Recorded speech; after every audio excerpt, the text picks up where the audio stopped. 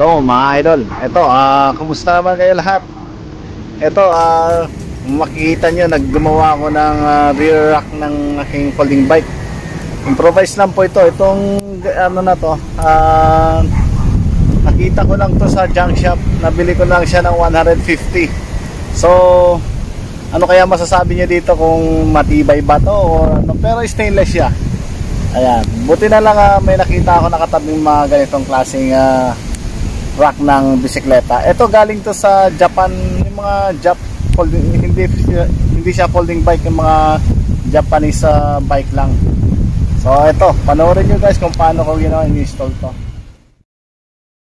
Buti na itago ko pa itong bike rack na to.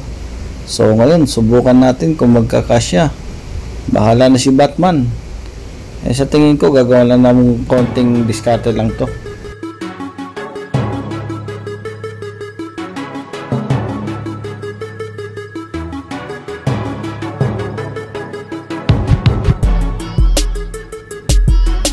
Dito sa side na to, tingnan natin kung medyo sasabit siya dun sa tapaludo na naka-install. Dito mapapansin niyo yung sobrang haba, so gagawa tayo ng paraan kung paano ko babalikuin.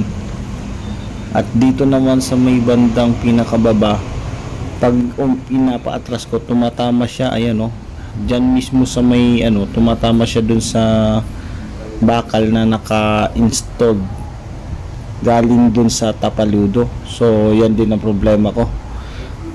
Iniisip ko kung puputulin ko na siya o pag pinutol ko to, iiksi siya tapos gagawa pa ako ng butas. At dahil medyo na-adjust naman, so gagawan ko muna ng paraan.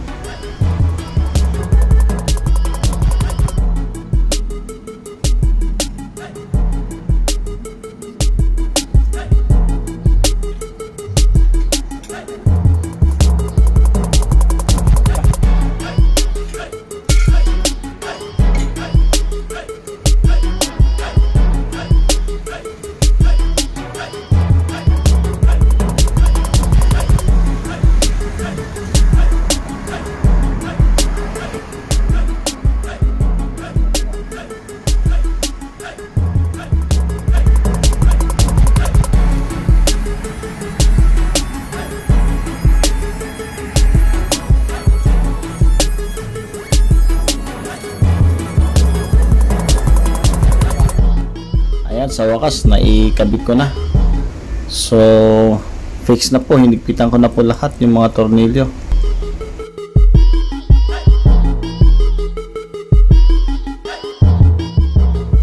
Mga idol, overview muna tayo. Tingnan natin, ayan, medyo lumayo siya ng konti dun sa bakal na naka-install dun sa tapaludo. Ayan po, ayan.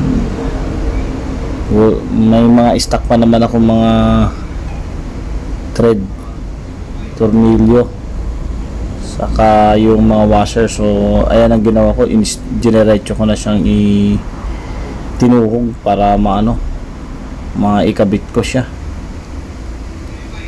Ayan, kanina medyo hindi pantay, so ayan, pantay na ngayon.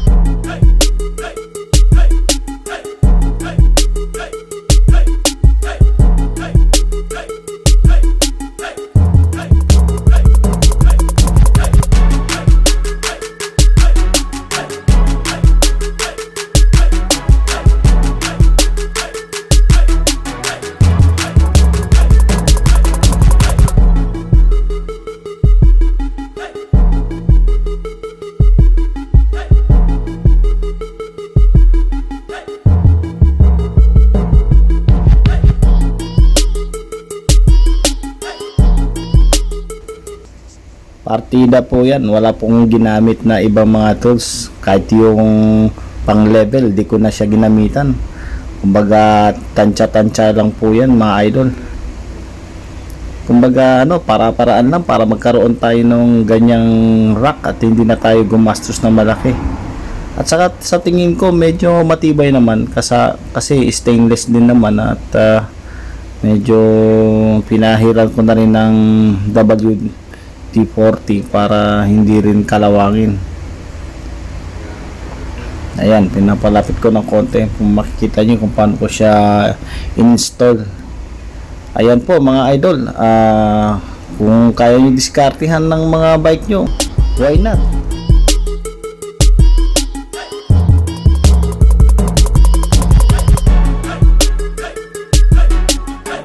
Ayan, kung mapapansin nyo yung dun sa ano niya, sa shifter, pinailalim ko na siya dun sa bakal ng rack para ano, pero hindi naman nagagasgasan, hindi rin na tumatama.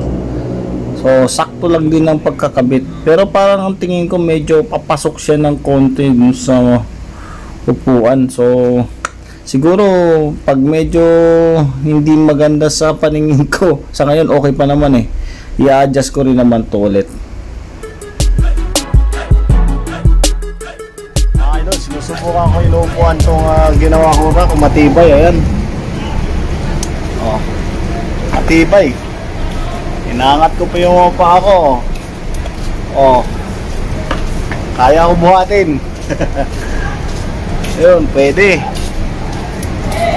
Mga ano lang, 1 minute lang, baka masira na talaga. At hindi naman to pang mabigatan tao lang, pang ano lang to, lagayan ng mga pinamalengke lang. At siya nga pala mga idol, ito, inunti-unti ko na siyang lagyan ng mga accessories, yung mga importanteng mga nilalagay.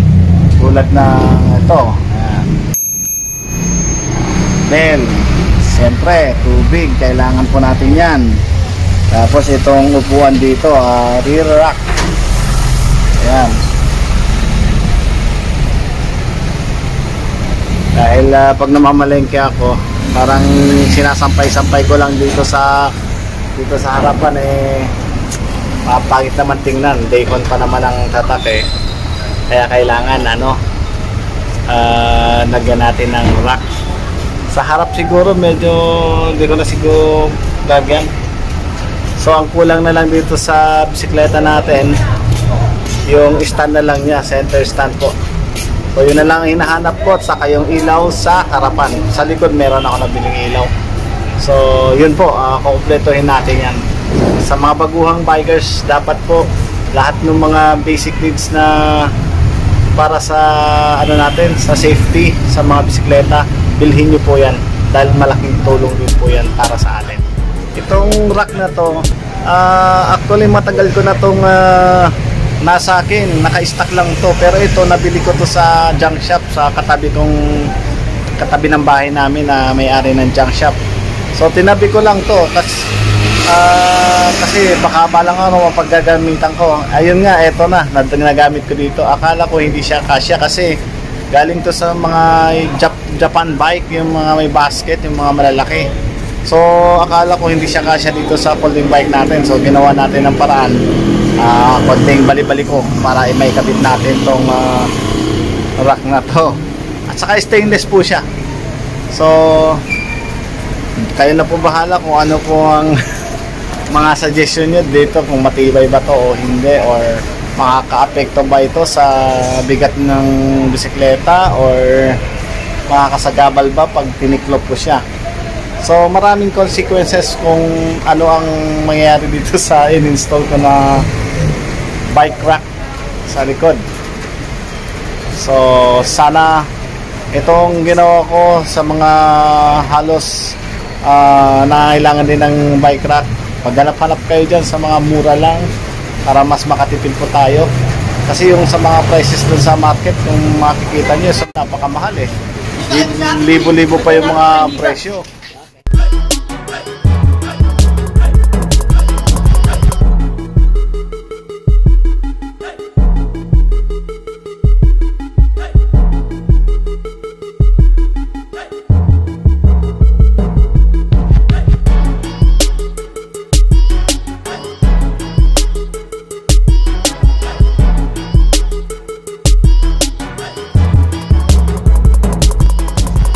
So ayan po, makikita natin, tingnan natin kung magkadikit pa rin ba yung magnet sa pagkatupi at hindi tumatama yung rack dun sa body, sa frame. So ayan, sinusum natin. Ayan, magkadikit pa rin yung magnet ng folding. Ayun.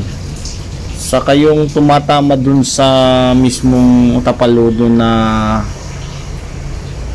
naka-install, medyo hindi rin tumatama.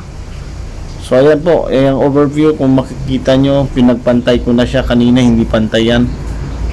So konting uga-uga lang ng konti para pumantay. Meron tayong mga dalawang idol dito. O, kaway-kaway. O, yan. Ikaw naman, nangingi ka naman kanil. O, yan o. Sikat ka na. Wala akong barya dito eh. Piso lang yan. Piso? Teka, tingnan natin. Kasi kanina.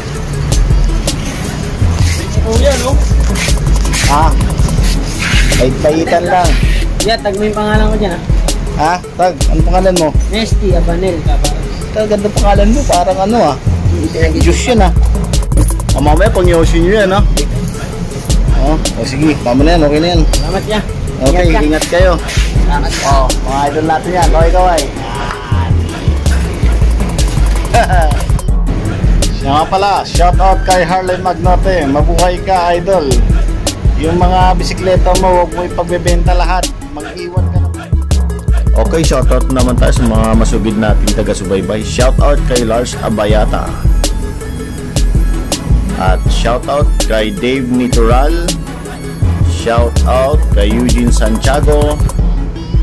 Shoutout din kay Emil Rones at Melanio Agabaw. Mabuhay po kayong lahat. Siya nga pala guys, kung nag-enjoy kayo, mag-comment lang po kayo sa ating comment area at maraming salamat sa inyo. Huwag kalimutan mag-subscribe sa ating channel at abangan nyo na rin po yung mga iba pa nating update sa ating mga video. Maraming salamat, mabuhay po kayo, God bless.